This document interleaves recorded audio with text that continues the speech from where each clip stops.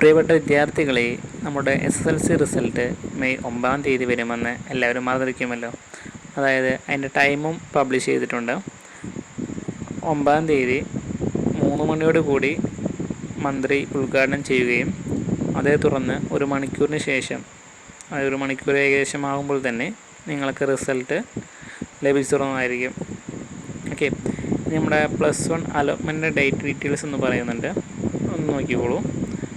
അതിൽ ആദ്യം അപേക്ഷ ആരംഭിക്കുന്നത് മെയ് 14-ാം തീയതിയും അപേക്ഷ നൽകാനുള്ള അവസാന തീയതി വരുന്നത് മെയ് 20-ാം തീയതിയും, തുടർന്ന് ട്രയൽ അലോട്ട്മെൻറ്റ് 24-ാം തീയതിയും, ഫസ്റ്റ് അലോട്ട്മെൻറ്റ് ജൂൺ 2-ാം തീയതിയും, ക്ലാസ്സുകൾ ആരംഭിക്കുന്നത് ജൂൺ 18-ാം തീയതിയും.